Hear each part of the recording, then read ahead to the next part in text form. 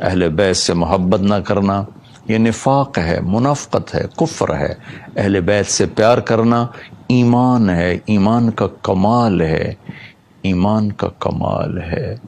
جس گھر میں اللہ نے اپنے حبیب کو پیدا کیا، جس نبی کی گود میں ان کی اولاد پروان چڑھی، اگر ہم ان سے بغض رکھیں گے تو ہمارا ایمان کہاں چلا گیا؟ نہ ایمان ہے نہ ایمان رہے گا۔ ان کی محبت ہی اصل ایمان ہے، ان کی محبت ہی اصل ایمان ہے۔ ایک روایت یاد ہے کہ میرے نبی نے فرمایا، جس نے میری اولاد میں سے کسی کے ساتھ اچھا سلوک کیا اور میری اولاد کا کوئی فرد اس احسان کا بدلہ نہ دے سکا، غربت کی وجہ سے یا کسی اور وجہ سے، تو قیامت کے دن میں اس کی طرف سے اپنے اس امتی کو اس احسان کا بدلہ دوں گا جو میری اولاد میں نہ دے سکا۔ اس پر میں ایک واقعہ سنا دیتا ہوں۔ یہ ابن جوزی رحمۃ اللہ علیہ جیسے محدث نے اس واقعے کو نقل کیا ہے اپنی کتاب البر والصلہ میں، کہ ہرات میں ایک سادات فیملی تھی۔ وہ خاتون جوانی میں بیوہ ہو گئیں، بچیاں تھیں، تنگ دستی آئی تو انہوں نے سمرقند کی طرف ہجرت فرما لی، رزق کی معاش کی تلاش میں۔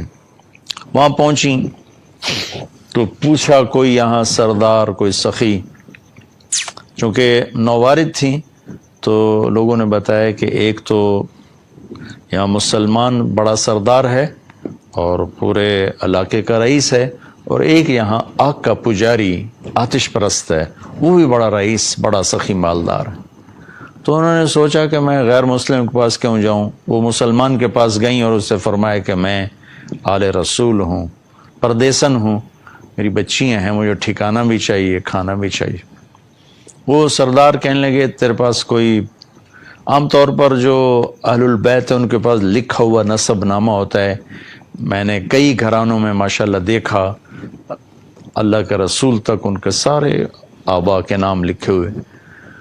تو کہا تیرے پاس کوئی سند ہے؟ اس نے کہا بھائی میں تو پردیسی ہوں، غربت کی ماری میں کہاں سے سند دکھاؤں؟ تو وہ کہنے لگا یہاں تو پھر ہر دوسرا آدمی کہتا ہے میں سید ہوں، آل رسول ہوں۔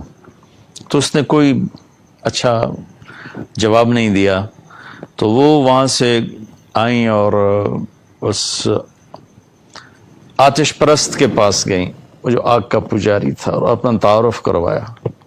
اس نے فوراً اپنی بیگم کو ساتھ بھیجا اور کہا کہ جاؤ ان کی بچیوں کو لے کر آؤ۔ جاؤ، انہوں نے کہیں ٹھہرایا ہوا تھا، ان کو لے کر آئے، سرد رات تھی، ان کو کھانا کھلایا، سلا دیا۔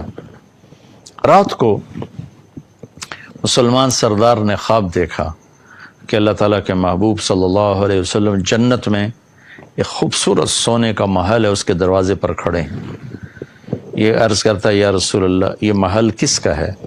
تو آپ نے فرمایا یہ ایک مسلمان کا ہے۔ تو وہ کہنے لگے یا رسول اللہ مسلمان تو میں بھی ہوں۔ تو آپ نے فرمایا اپنے اسلام پر کوئی دلیل پیش کر، کوئی ثبوت پیش کر۔ تو وہ کانپ گئے۔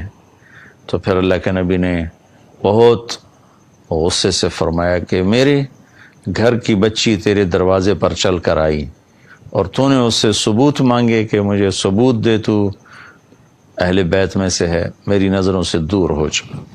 ان کی آنکھ کھولی تو ان کی چیخ و پکار، وہ ننگے سر ننگے پاؤں باہر نکل کے شور مچایا کہ وہ جو پردیسن خاتون تھی کہاں گئی؟ کہا جی وہ تو وہ لے گیا، وہ آتش پرست آگ کا پجاری لے گیا۔ وہ بھاگے اور جا کے اس کے دوڑ دروازہ توڑا۔ وہ گھبرا کے باہر نکلا تو دیکھا تو وہ رئیس۔ کہا کیا ہوا؟ کہا بھائی وہ جو تیرے پاس خاتون آئی ہیں بچیوں سمیت مجھے دے دو، وہ میرے مہمان ہیں۔ تو اس نے کہا حضور وہ میرے مہمان ہیں، آپ کے نہیں، میں آپ کو نہیں دے سکتا۔ وہ کہنے لگا مجھ سے 300 دینار لے لو۔ 300 دینار کوئی آج کا 60-70 لاکھ روپیہ بنتا ہے۔ کہ مجھ سے 300 دینار لے لو اور وہ خاتون بچیوں سمیت میرے مہمان بنا دو۔ تو وہ رونے لگا، کہا کہ میرے بھائی بن دیکھے کا سودا کیا تھا، اب تو دیکھ چکا ہوں، اب میں تمہیں کیسے واپس کروں؟ کہ میں نے بھی خواب دیکھا، جنت کے دروازے پر اللہ کے نبی کھڑے ہوئے تھے، تجھے ڈانٹ پڑ رہی تھی، تجھے کہا جا رہا تھا دور ہو جا۔ اس کے بعد اللہ کے نبی میری طرف متوجہ ہوئے اور فرمایا تو نے میری بیٹی کو ٹھکانہ دیا، چل تیرا سارا گھر سب بخشے گئے، سب کے لیے جنت کا اللہ نے فیصلہ کر دیا۔ کہ میری آنکھ کھلی ہے، میں ایمان لا چکا ہوں، میرا سارا گھر کلمہ پڑھ چکا ہے، ہم سب مسلمان ہو چکے ہیں، ہم وہ دولت آپ کو کبھی واپس نہیں کریں گے۔ یہ اہل البیت ہیں۔